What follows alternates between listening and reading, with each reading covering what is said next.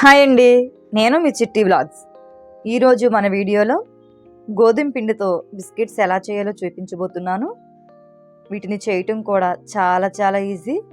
పిల్లలు కూడా చాలా ఇష్టంగా తింటారు. మరి నేను చెప్పినట్లు ఈ కొలతలతో ఒకసారి ట్రై చేయండి. చాలా క్రిస్పీగా చాలా రుచిగా ఉంటాయి. మరి ఈ బిస్కెట్స్ని ఎలా చేయాలో చూపించేస్తాను. ముందుగా ఒక బౌల్ తీసుకోండి. ఇక్కడ నేను 3/4 కప్పు షుగర్ పౌడర్ని తీసుకుంటున్నాను. ఇంట్లోనే పంచదారని పౌడర్ చేసుకొని తీసుకున్నాను. అదే కప్తో 1/4 కప్పు నెయ్యిని కూడా వేసుకోండి. ఈ నెయ్యి రూమ్ టెంపరేచర్లో ఉండేలా చూసుకోండి. ఇప్పుడు 1/4 కప్పు నీళ్ళని తీసుకోండి. మీరు నీళ్లు వద్దు అనుకుంటే 1/2 కప్పు నెయ్యి వేసుకొని చేసుకోవచ్చు. నేనైతే 1/4 కప్పు నీళ్లు 1/4 కప్పు నెయ్యిని వేసుకొని చేసుకుంటున్నాను.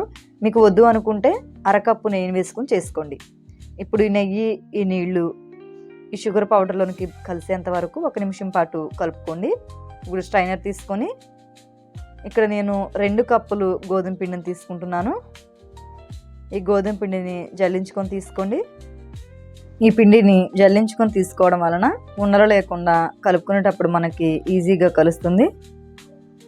ఈ పిండి మొత్తాన్ని ఈ విధంగా జల్లించేసుకున్న తర్వాత ఇప్పుడు చిటికెడు సాల్ట్ని వేసుకోండి. మరీ ఎక్కువగా సాల్ట్ అనేది వేయొద్దు. ఇప్పుడు ఈ పిండిని చేతి వేళ్లతో నేను వీడియో క్లిప్లో చూపిస్తున్న విధంగా కలుపుకోండి. మరీ మనం గట్టిగా ఫ్రెష్ చేస్తూ కలపొద్దు. మనం గట్టిగా ఫ్రెష్ చేస్తూ కలపడం వలన బిస్కెట్స్ అనేవి లేయర్స్ కింద రావు. ఇది 2 నిమిషాల పాటు ఈ విధంగా కలుపుకుంటే మనకి ముద్దలా ఫామ్ అవుతుంది. మనకి కొద్దిగా వాటర్ అనేది ఎక్కువగా ఉన్నట్లయితే కొంచెం పిండిని వేసుకొని కలుపుకోండి. ఇప్పుడు ఈ చపాతీ ముద్దని బిస్కెట్స్ చేసుకుందాము. చపాతీ పీఠం తీసుకొని పిండి మొత్తాన్ని ఒకటేసారి చేయకుండా నేను వీడియో క్లిప్లో చూపిస్తున్న విధంగా 2 భాగాల కింద డివైడ్ చేసుకోండి. ఇప్పుడు ఈ ముద్దని చపాతీ కర్రతో ఒకసారి మనం 1/2 ఇంచ్ మందంలో చపాతీలా చేసుకోవాలి. మనం చేసుకునేది బిస్కెట్స్ కాబట్టి మనం 1/2 ఇంచ్ మందంలోనే చేసుకోవాలి. ఈ విధంగా చపాతీలా చేసుకున్న తర్వాత 4 వైపులా చపాతీని ఫోల్డ్ చేయండి. మనకి 2 లేయర్స్ కింద బిస్కెట్స్ అనేవి వస్తాయి. అలానే క్రిస్పీగా కూడా మనకి ఫ్రై అవుతాయి. లోపల వరకు మంచిగా ఫ్రై అవుతాయి. 4 వైపులా ఫోల్డ్ చేసి 1/2 ఇంచ్ మందంలో చపాతీని చేయండి. నేను వీడియో క్లిప్లో చూపిస్తున్న విధంగా చేసుకోవాలి. ఇప్పుడు ఒక బాటిల్ మూత కానీ ఏదైనా గాజు సీసా మూత కానీ తీసుకొని నేను చూపిస్తున్న విధంగా రౌండ్ షేప్లోనికి కట్ చేసుకోండి. నేనైతే గాజు బాటిల్ మూతను తీసుకున్నాను.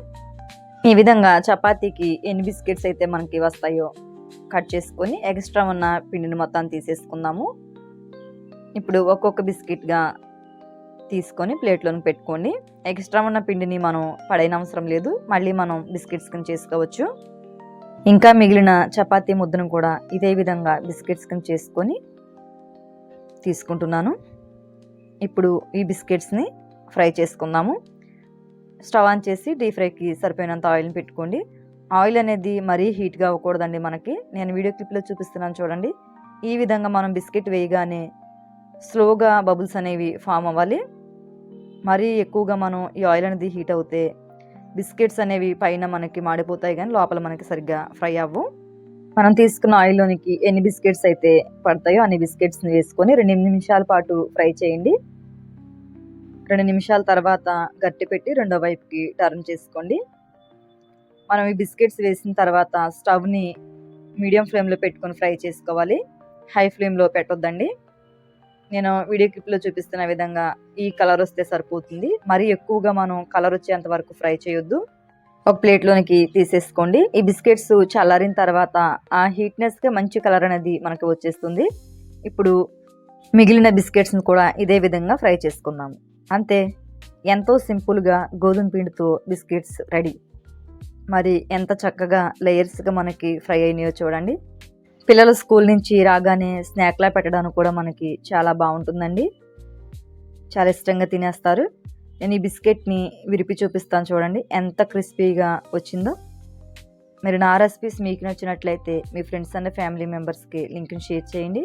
అలానే సబ్స్క్రైబ్ చేసుకోండి.